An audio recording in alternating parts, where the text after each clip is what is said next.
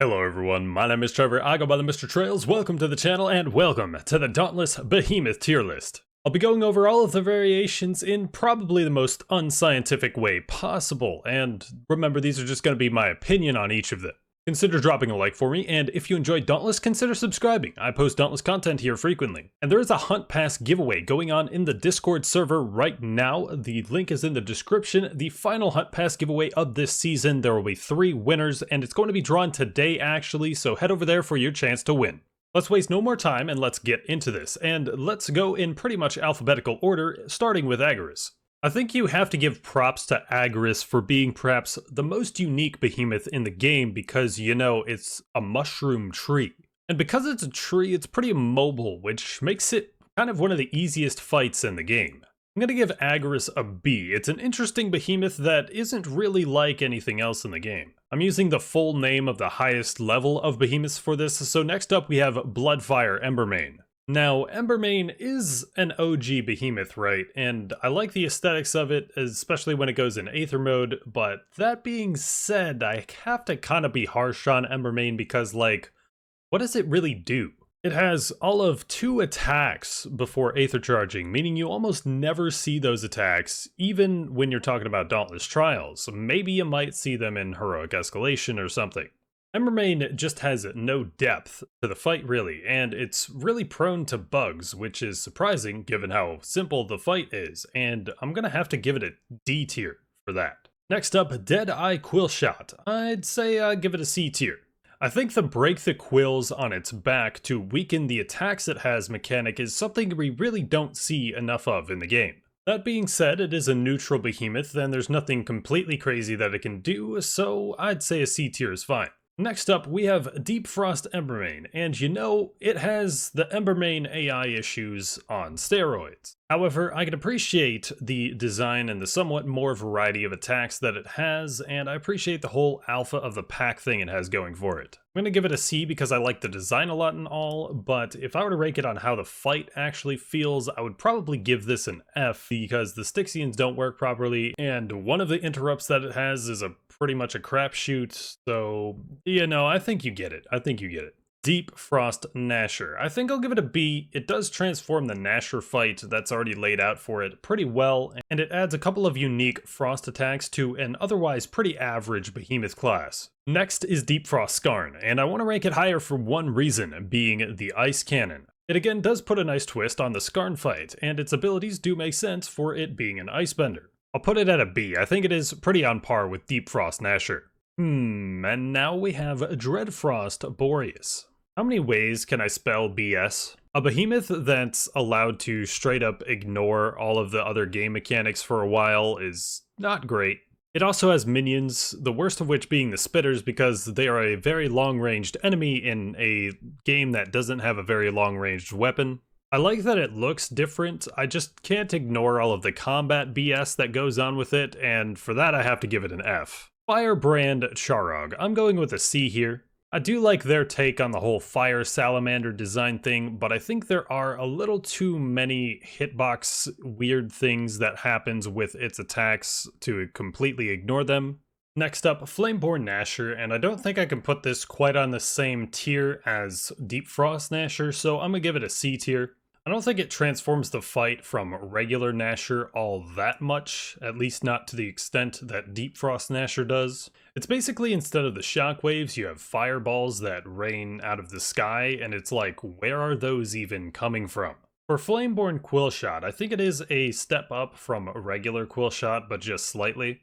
The quills basically just explode now, and that's pretty much it, but, you know, hey, explosions are cool. I'd say maybe a low B tier, high C tier. Next up is Flameborn Rezakiri, and I could rank this based on some of the combat BS that happens in his fight with the fire lasers, but I guess I'm going to give it a more design-heavy weight to it, and it just really makes sense that Rezakiri got a Blaze variant, and thankfully, it does not inherit the worst attack in the game from Rezakiri, so for that I have to respect it a bit more and give it an A. Next up, we've got Frostback Pangar, and I'd say it's one of their cover behemoths for a reason. It's got a decent selection of attacks both before and after the Aether Charge. And just look at it, it's so pettable. I'll give Pangar an A as well. Koshai is next, and face hitbox issues aside, I'll go ahead and treat it to an A as well. I really like that Koshai's charging interrupt will basically force most attacks to jump to be able to hit it.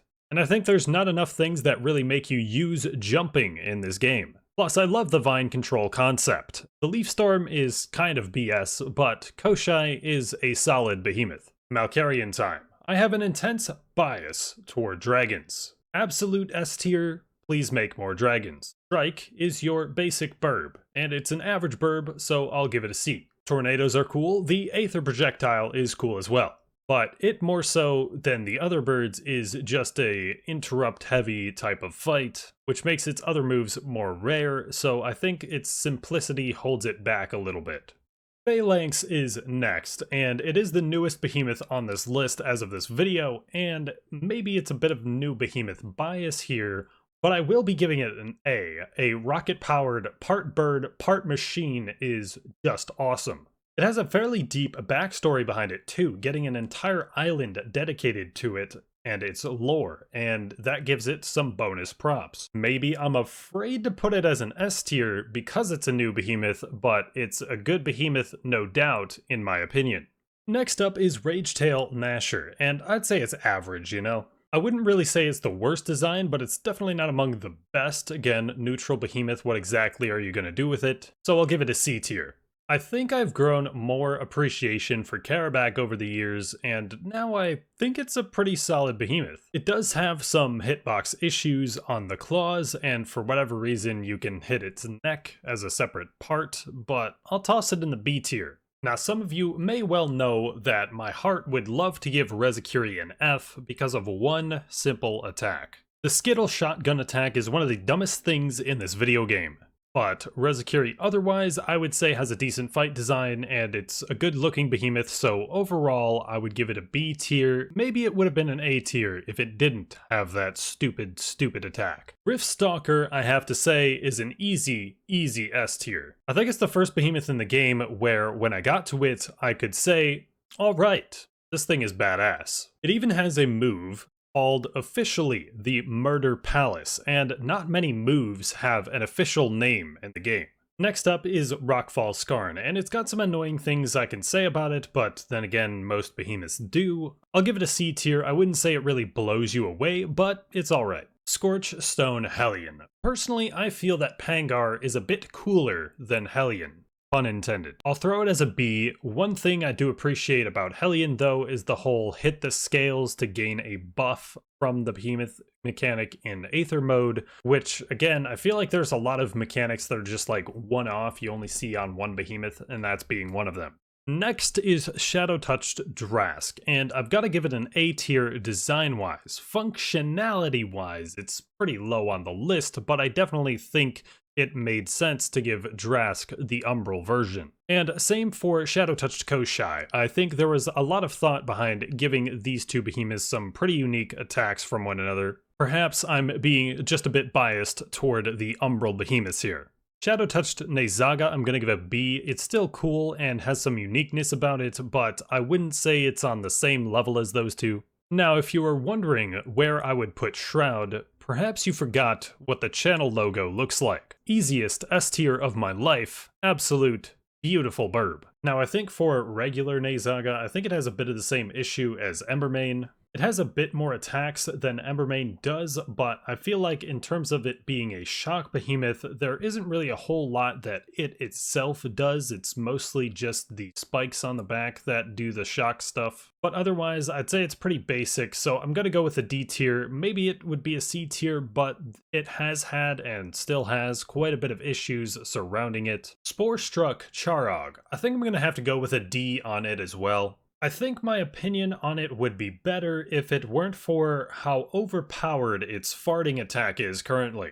In Heroic Eska, this deals like 300 damage per tick or something, and it's a really annoying issue. But the fact that it even farts on you as an attack is just kinda gross. Now is Spore Struck Embermane, and can I just state how I don't like this thing? It's not that I don't like the whole taken over by mushrooms thing, it's just that both of these behemoths really don't function as well as they should at all. as well as Sporestruck Embermane is just more of the hip check version of regular Embermane. It does have 3 attacks that it uses, but you know, it mostly doesn't do the interrupt after the first attack. But I think I have to give it the F tier, man. Next up is Tempest-Born Stormclaw. Now, yes, it has had some functionality issues from time to time, but I think the design is good, and it has more of the Shock Behemoth vibe than Nezaga does, and it's not as much of a repeated attack fight as Embermane is. I think it gets the B tier. A B tier seems fine to me.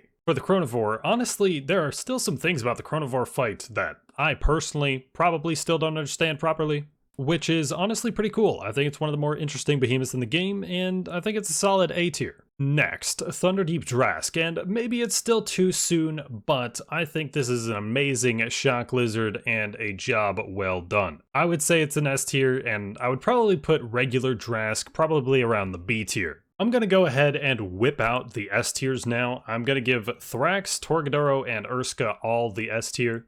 I think that there's something about these Keystone Behemoths that really can just give some people a sense of awe and love for fighting them, even amidst some potential BS they may or may not have in their fights sometimes. But one behemoth I cannot forgive for BS is Valamir. Valamir is cool looking, I'll give it that, but its fight continues to make no sense. You're pretty much just fighting laser beams and skittles, which the laser beams, on a good day, will work half of the time. It's perhaps just the worst fight in the game. I have to give it the F tier. At least you can interrupt it before the Aether Charge now. Only OG Slayers will remember the terror that mastery goal was. And finally, we have Winterhorn Scrave. I'm going to go with a D tier on this one. There's not much love that I can give to this burb. It's got its unique things about it, but I think its abilities just try too hard to be annoying. But that's it. That's the tier list. Again, perhaps a little bit biased towards the Umbral Behemoths and the Escalation Keystone Behemoths. But remember, this is all my opinion, and you can feel free to disagree with my opinion on some of these behemoths. But I think an opinion that we share is that you should like the video and subscribe to the channel, because, you know, that would be pretty cool. Once again, there's that Hunt Pass giveaway in the Discord server ending today. Be sure to enter if you want a chance to win.